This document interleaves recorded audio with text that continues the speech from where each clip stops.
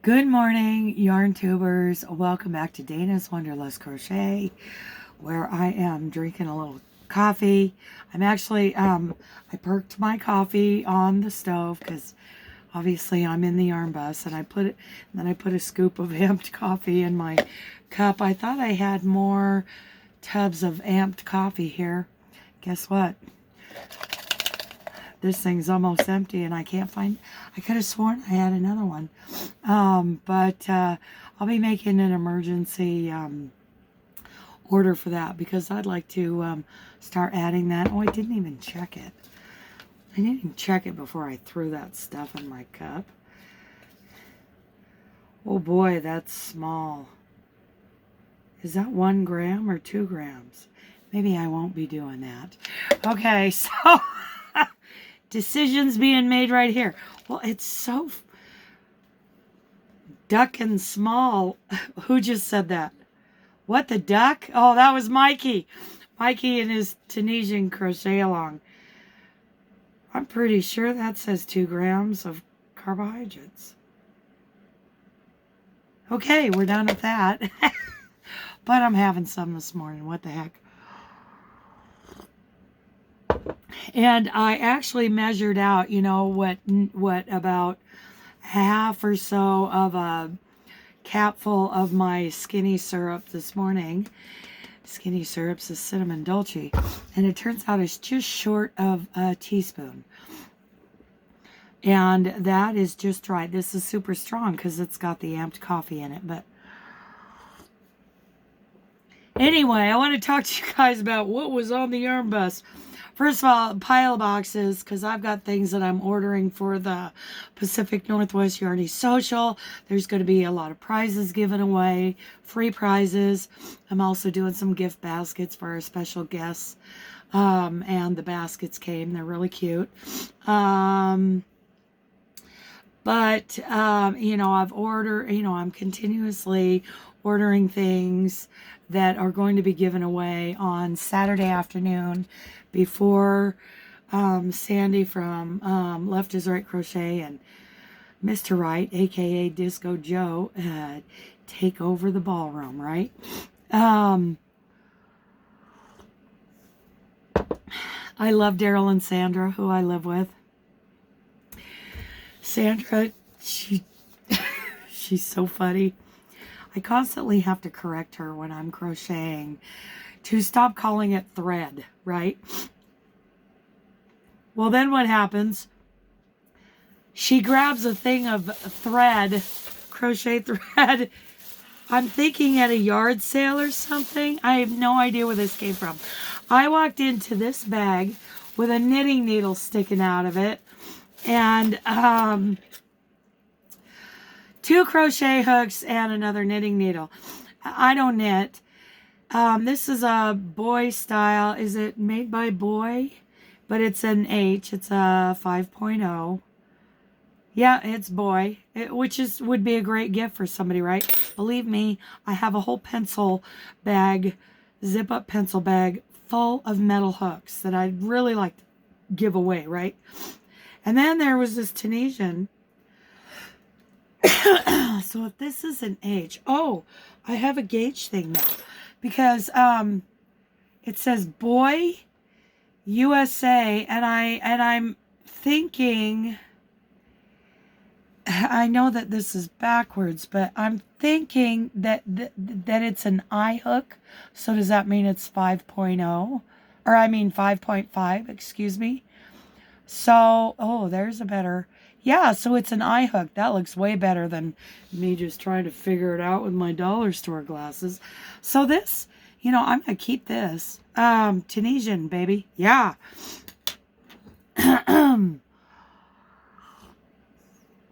But what is in this little bag? You know, I feel very bad because somebody has done a ton of work.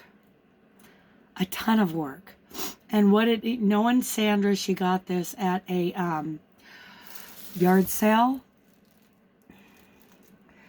There's some holes in it, and I'm wondering if something hasn't chewed on it. And whatever they're making, it is a long panel, right?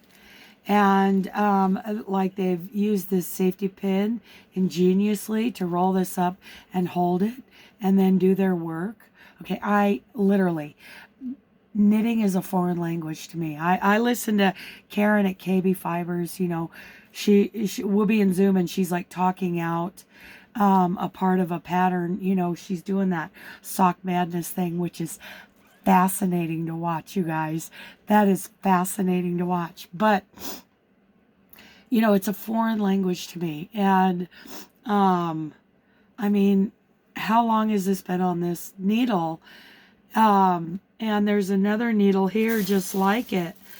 So I think what I'm going to do is give this whole bag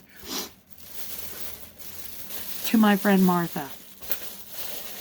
Not Aunt Martha, which we'll talk about Aunt Martha in a minute. But my friend Martha here in Emmett, she does a lot with thread crochet, and she's a knitter. So, or, you know, I don't even know what size thread it is. I wonder if it ever gets written on the inside of these, like, spools. But I don't know. You know, I like thread crochet. It is, I tell you what, the first time I tried thread crochet, I thought, oh, I'm going to try it. Here we go. Easy. It's nothing. It is nothing. It is great. You need a good pair of glasses if you're, you know, getting a little agey like myself with some silver temples coming in. But thread crochet is, and it's wonderful. I mean, if you ever struggle with, you know, and this was back in the day when I was struggling with splitty yarn, I thought, this thread is so easy to work with after struggling with some really splitty yarn, because I was still, you know, I wasn't accustomed really to what we are, you know, the technical term splitty yarn, you know. But as, you know, I get more, you know, comfort and experience in my crochet life, you know, splitty yarn isn't so bad. It depends on the hook I'm using too. So, yeah, and I remember that yarn I was really struggling with. It was a baby yarn, and I wasn't used to that. I was used to 4-weight. That's it, 4-weight. It was my house, 4-weight. Now, no, you know, not so much. But anyway, for those of you who have never tried thread crochet, give it a shot, man. Get some of those steel hooks. You know, watch a video tutorial, because, you know, just like yarn and hooks, you know, you've got thread size and hook size going on. So watch some video tutorials on that. But, and I have done, you know, a tiny bit of Tunisian, and I like Tunisian. In fact, it's funny that as soon as I realized there was a Tunisian hook in this little pile, a tutorial for one of Mikey's, you know, the Mikey over at the Crochet Crowd is doing a crochet along. He calls them stitch alongs for Tunisian panels that you put together. Beautiful. I love Tunisian. I think it's wonderful. So I'll be hanging on to these two. This, you know, my metal hooks, you know, unless I find something that's like a quarter size instead of a half size, you know, we go 5.0, 5.5 millimeter. One of my favorite hook sizes, 4.5. You know, I shouldn't keep saying that because I'm really getting into smaller sizes, but 4.0. But, you know, older hooks, you'll look at them and they'll say 4.25. Okay, that's something to hang on to. Kind of hard to find. I'm assuming hard to find. I've never tried to find it. So what am I saying? Talking out my ear. So speaking of gauge, I was watching somebody's video, and I'm going to link her video. And she had the coolest tool. Now, and I had to have, what, 4 of them?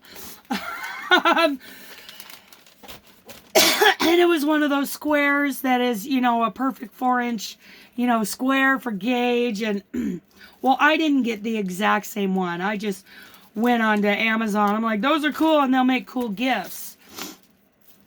Maybe, you know, at least one of them in the Pacific Northwest Yarny Social, for not in the swag bags, but you know, for giving away on Saturday afternoon. But it's a swatch ruler and needle gauge, blah blah, you know, that kind of thing. So you know, let's play with this. What is it? I've never used one of these. I mean, I've had, you know, tools that had the gauge holes in them, and I think I stuck a hook in there once. Yeah, but I think these are a great thing to have, especially if you're making, you know, something where you really need to do a gauge swatch. And gauge swatches, I think, are important. Trying to remember, you know, I'm advocating for gauge swatches. When was the last time I did one? Yeah, at least 2 or 3 years ago. And my gauge, and I believe there's information out there by one of the greats like Marley Bird, Tamara, or somebody. Forgive me for not knowing who it is, but apparently there's somebody who explains why my gauge, and I try to get, you know, I try to keep my stitches very uniform and very clean, not necessarily tight, but I call it appropriately firm, right? So why are my gauge swatches, I think, if I remember right, they're taller than they are wide, and so they don't come out a perfect square. Let's see if I can figure out how to open this package. Swatch ruler, knitting needle gauge, crochet hook gauge. Oh, I see. The knitting needle gauge goes through the holes. Crochet hook gauge on the sides. Duh. Duh, Dana. Okay. Yeah, pretty cool. It'd be really cool if I knew how to open the package. Oh, here we go. So, you know, the Tunisian hook, is that a 5.5? Let's see if I am smart enough to figure out if that's true. Okay, so this is actually 2 pieces. So I've got the handy dandy, you know, gauge square. I like this. And I loved watching her. I've never used one of these. I'm sure many of you, you know, experienced crocheters have used these many times, and you're going to yay or nay them, you know. But I like this. And I'll link the video that, if I can find it again, in the description box, where I'm like, oh, hey, I want those. Okay, so here we go. It says it's an eye hook. So let's see on here. Oh, yeah, you're getting old, Dana. 5.0 millimeter. Or 5.5. Duh. Why do I keep saying that? Because I am... Oh, look at that. Look at that. Is that right or what? Perfect. It is a 5.5 millimeter. Now I'm going to put it up here. So how do... Okay, so this one's kind of... But this one... I don't know. Let's put it in a... Okay, it won't go in at 5.0. There we go. So 5.5 millimeter. It's a good gauge, right? I could sure hear from, you know, some of you have been doing this longer than me. And you know, I'm no slouch. You know, I'm not slouch when it comes to crochet. But I'm not like some of these people that I'm friends with. That they've been doing it, you know. I would say, you know, I did learn to crochet when I was in grade school, but you know, I have friends who, yeah, they started in childhood, but they never stopped. You know, I have big gaps. So if you want to be honest, you know, if I got to be honest about it. Okay, so I picked up, you know, someone taught me how to do a granny square. And I just kept going and going and going. I was going to make a baby blanket for a horse. And, yeah, and that ended up in a garbage pile somewhere, you know, months and months later. Then later on, living in Colorado, a friend of mine from church, T, taught me how to do granny squares, and I did them horribly because, and I didn't know I was doing them horribly because, you know, I'm brand new, But I sat around, you know, that year and made a ton of blue and white, and then white and blue, real traditional granny squares, like 4 rounds, right?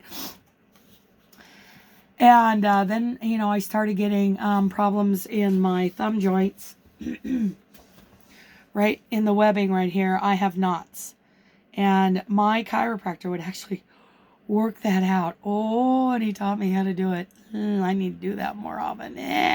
I've got it on both sides, and I need Epsom salt. Don't even forget to get Epsom salt today. So anyway,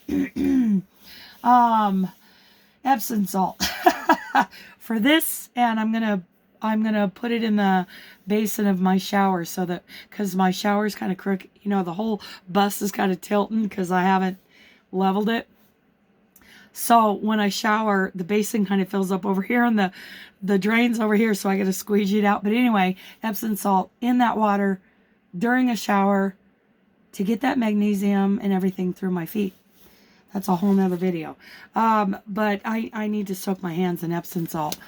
So anyway, then I made all these squares, right? And then they got put away in bags and put away in my big trunk that had all this yarn that I bought that I knew nothing about. Like, seriously, why was I buying lion spran, like a homespun kind of thing that was beautiful, soft, and lovely? And then, yeah, I had no idea. Well, then I was trying to do dishcloths, and I made some very awful dishcloths, right? So I had some cotton yarn in that trunk. And then, excuse me, I'm going to show you some really lovely lusciousness after this story. But anyway, I, you know, made some really horrible dishcloths. I remember I gave one or two to my mom. She obviously does not have those anymore. I gave one or two to, to my friend Lori from church. And years later, I was at her house.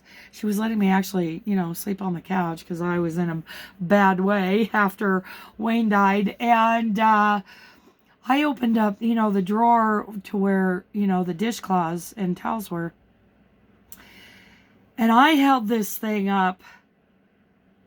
And I looked, it was probably 2 years before 2 or 3 years before I'd given this to her. And I hadn't been crocheting for a couple of years because my chiropractor said, you need to rest these. And I held that ugly thing up, and I looked at her and I said, why do you still have that? And she, straight face, looked at me and said, that's my favorite one to use. What? I mean, I was speechless, you know, Lori. Oh, she's an amazing person too. That's a whole nother story. She's one of my sisters in Christ, and I love her. So anyway, she still had that ugly thing. Well, so here I have this old wooden trunk that my husband actually dumpster dived to get me one day years before when he was alive. And I had it full of yarn, cotton, some weird yarns that I thought were soft and fuzzy and fun and didn't know what to do with. And some of that Karen Simply soft blue and white that I was making those grannies out of, and this bag of grannies, you know, that I'd never done anything with. Fast forward to now, I'm living in Idaho, and I was going through all of my yarn. And we were doing one of our get-togethers at the basement of the church, right? And I was getting rid of stuff. And I had all these squares, and I actually, at one point, laid them out. And then, like, the next time we got together, I looked at those ugly, horrible things, and clutch your pearls. Take a deep breath and sit down, but I threw them away. I gave away the Karen Simply Soft, and I threw those ugly things away. They were great for getting some muscle memory in my head of the double crochet and the granny square. I feel like all crocheters at one point in their beginning journey of crochet, need to do a granny square blanket and put it together. I think it's like a rite of passage, and to understand the history. And I'm still working on, that whole tutorial season that, talks about the history and where the granny square came from. The history is the greatest part. A lot of people aren't really a fan of the pattern, but I do feel like it's something we as crocheters, if we're interested in, learning our muscle memory and understanding, it's really great for looking at how the geometry works, and how how counts work. Granny square is a great thing. Okay. So anyway, that's, and then, after I moved to Idaho, I literally had a bath towel as far as linens went. And I got on, you guys have heard this story, I got on YouTube and I learned how to do a thermal stitch pot holder, and I did it over and over again until finally that thing came out square. And it was something I was determined to learn, and I wanted to be good at it because it was so practical. I gave them as gifts. I eventually started selling sets, and that's kind of how that started. That's where my real crocheting really started. Now, those years back in Colorado, those were the fumbling, bumbling learning years, right? Toddler learning, or an infant learning to walk, that beginning walking stage. I hope you guys know how to speed up these videos because that went on a long time. So anyway, I'm very excited, to have this in my toolkit, right? For gauge, and I'm going to look up that video if I can find it about why my stitches are taller than they are wide. This lovely shawl that I use in the mornings here, it does the trick. It does the trick. Okay, now, last but certainly not least, these, I got these for gifts, and Spring turned me on to this company. So some of you may have already heard of them. These are Lusciousness. They're wrapped in tissue. These are hanks of Lusciousness. Now,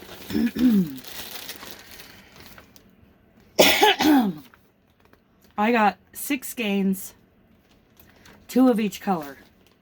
These are from Companion Fiber. Now, Companion Fiber, they have an Etsy shop. I hate Etsy. I always try to find a better way. They're not cheap. But dang. I want to hear from you guys about this yarn. What would you make? I hear the same old things on these hand-dyed yarns that, the hank yarns.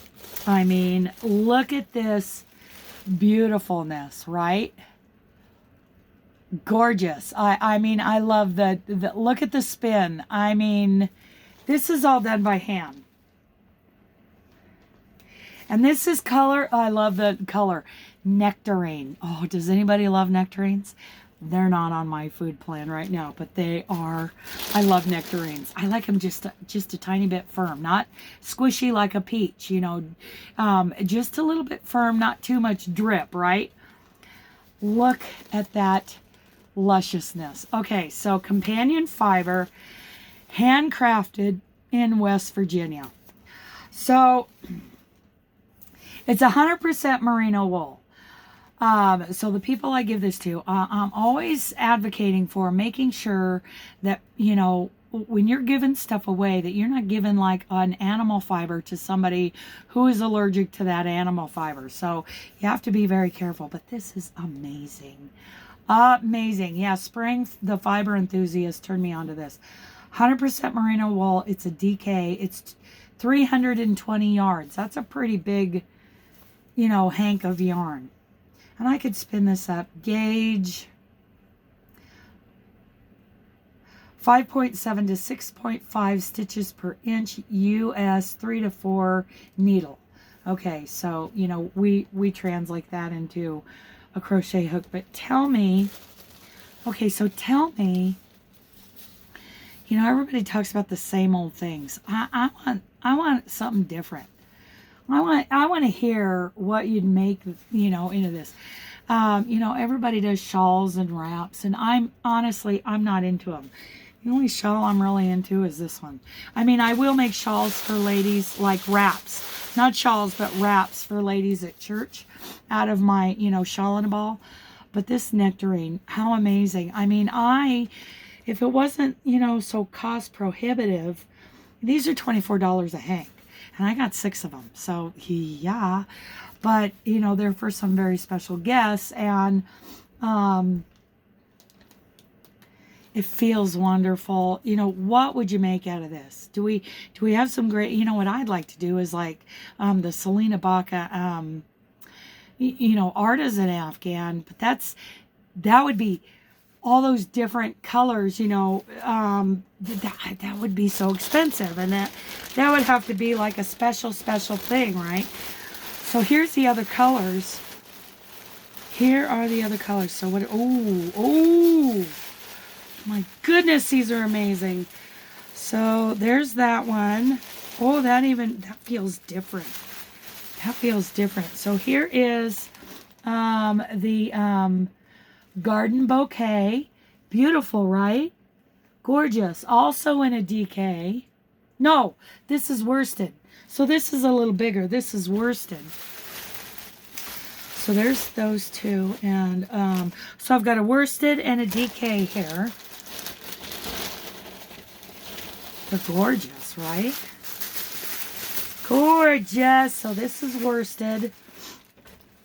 And the nectarine is in a DK. That's kind of my wheelhouse right there.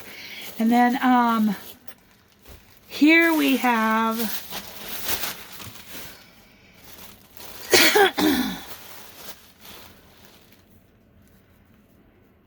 apple blossom, and this is a fingering.